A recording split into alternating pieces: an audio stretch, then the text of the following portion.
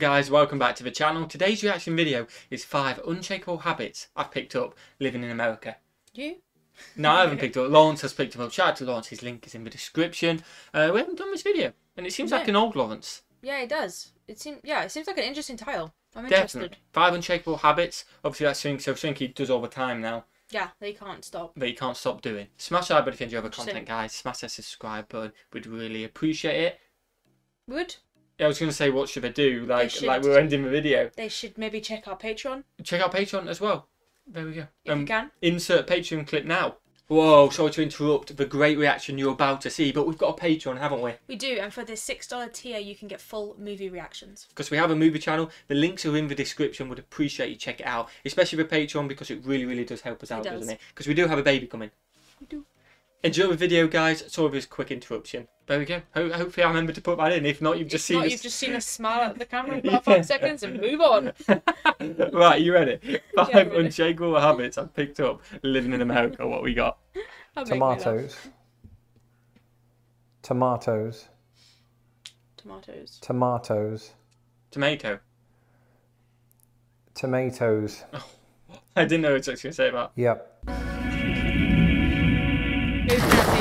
Hello, I'm Lawrence and I'm on a quest to uncover all of the memos that Britain and America lost in the pond, and one of those memos pertains to habits. Specifically, habits that I've picked up since moving to America. Okay. And just to clear up any confusion, this is not a video about how I ran away to a convent and became a nun.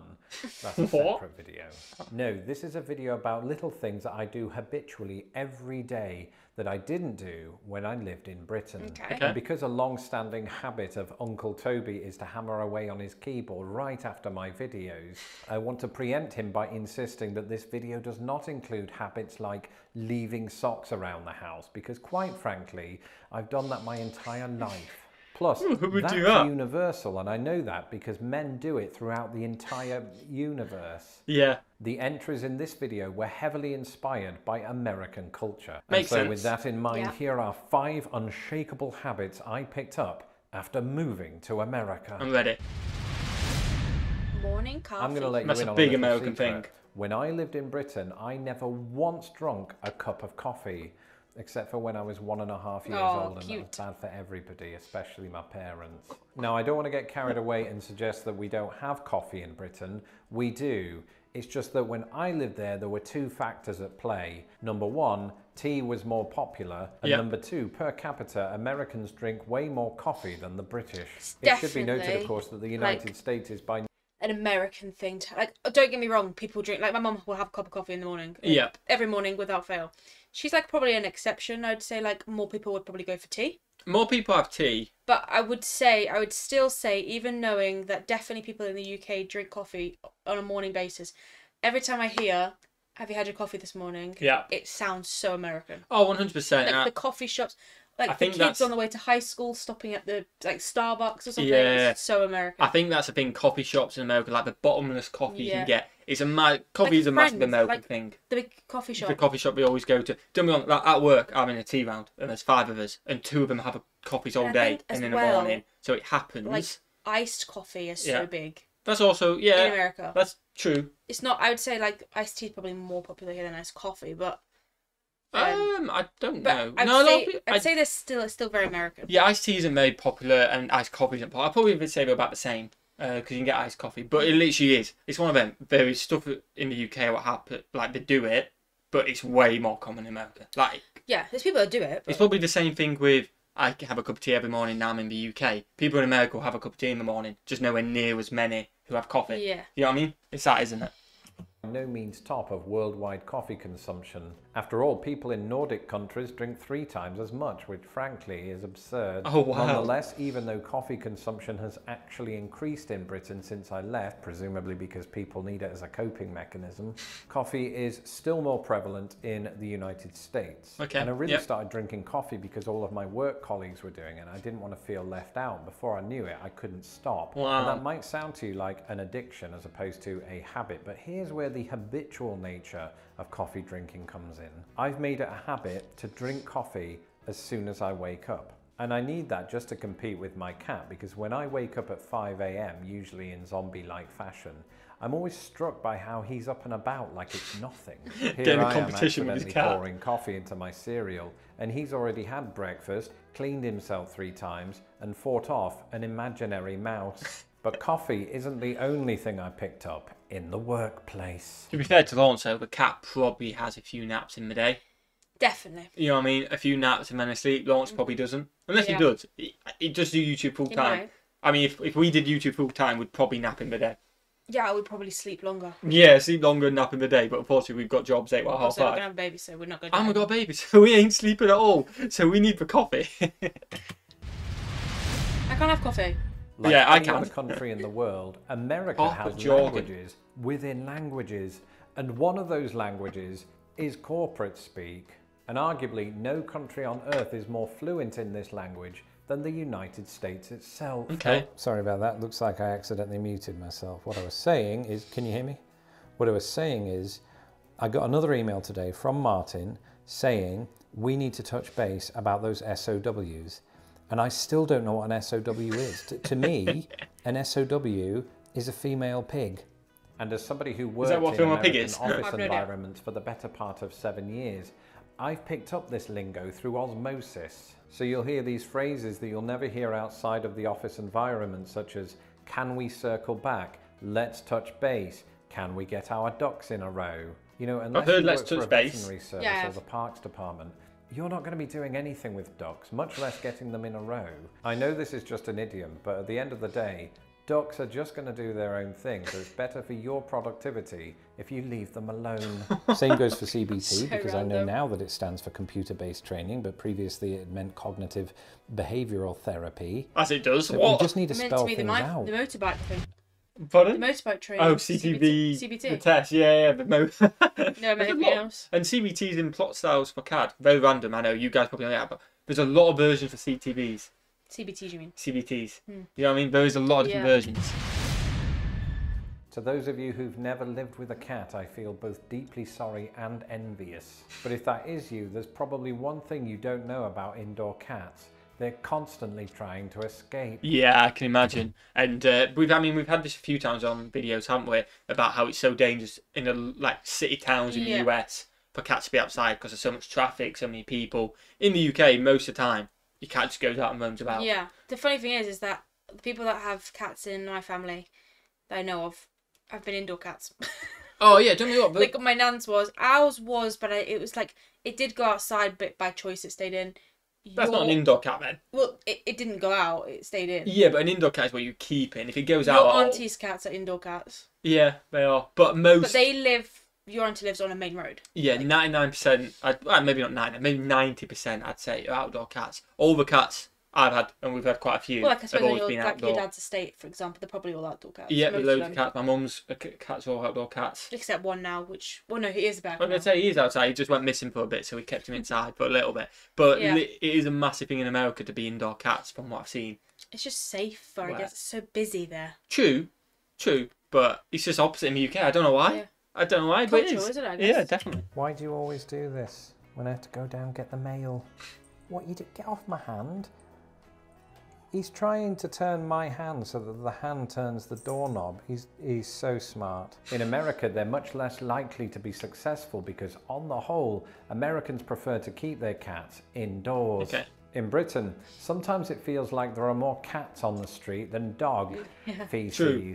All that to say, when I moved to the United States, I thought nothing of letting the cat out of the flap. But then I saw something weird.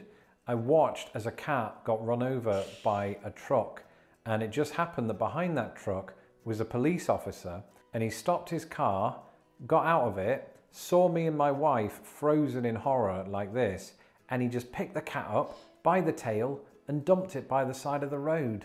And in that moment, I had an epiphany. If one of my cats got flattened by a truck, I wouldn't want them to have such a demeaning burial. Or to be flattened by a truck. I was going to say, you don't want to be hit. So now, every time I leave the house, I have to make sure the cats aren't following me. Makes sense. They're indoor cats. They're not going anywhere. They're staying put. There's actually just the one cat these days. The other one died of kidney failure. Oh. Not a Prius. What? You'll be kidnapped by I'm cyclists. so confused. Your old Lawrence, he's like got sarcastic He's got tone to him. Some sick humour. Yeah, it's mad. Like what? Did he? I don't know if he actually had another cat. I think he did. I can't tell. What if he did? I feel like it's even worse to fake a cat death. Yeah. You want that? Oh, he's got out. He got out. I didn't mean for that. Come back in. Oh, we got an ad. Hi. There's no way he's just let his cat out for the video. I'm so confused. He's got out. He got out. I didn't mean for I that. saw you Come open the back door. in. Lawrence. When I lived in Britain, I had a habit of forming communication with other people in a way that didn't put them out. Okay. So I'd go out of my way to say things in a manner that couldn't be perceived as confrontational. Very British. Tagging statements with questions like, would you mind if I, or Yeah. would it be possible to? And after years of living in America, I've learned to get straight to the point. Fair play. My videos notwithstanding. Hello, yes, I'd like to order a delivery, please. I'd like a 6-inch on Italian bread, teriyaki chicken with American cheese, toasted. Well, my wife gave me the number. Is it? Right. Okay. Well, I'll let her know. Thank you. Sorry about that. Yep. Bye. Yep.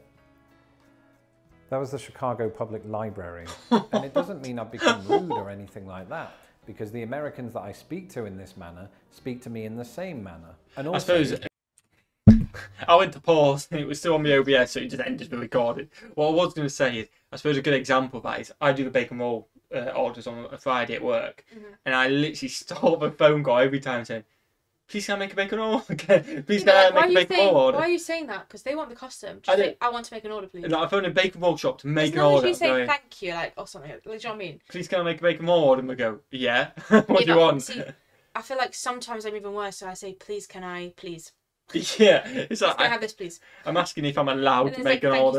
you so much, even though I'm giving the custom to them. I know, and it's like, thank you. I know, it's a very British thing to be apologetic and, like, I say polite, but not that Americans aren't polite, but, like, I feel like, I don't know. It was just I direct like to the point. directness. Yeah. Because, like, why are we beating around the bush? Yeah, I also say please after every roll. So if there's 5 rolls, I'm like, oh, Bacon, oh no, can I get do that. bacon sausage roll, please? Can I get No, this, please? I think that's very British. Oh, okay. Is that British or is that just normal? I don't know. Oh, it's us. But I do that as well. After Yeah. everything, I say please. Literally every Friday, everyone can just hear me go, can I put bacon roll order in, please? Can I have this, please?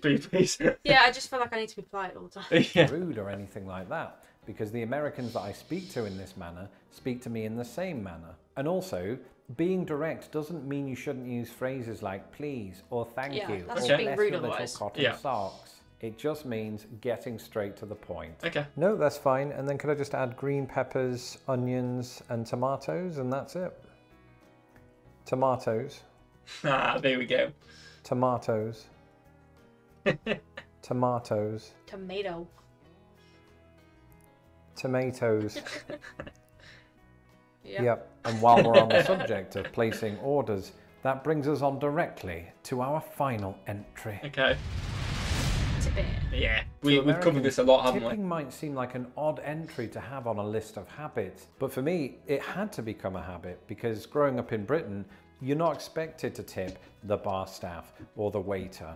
In America, because those workers rely on those tips for income, it is inconceivably rude not to tip. And how do I know that?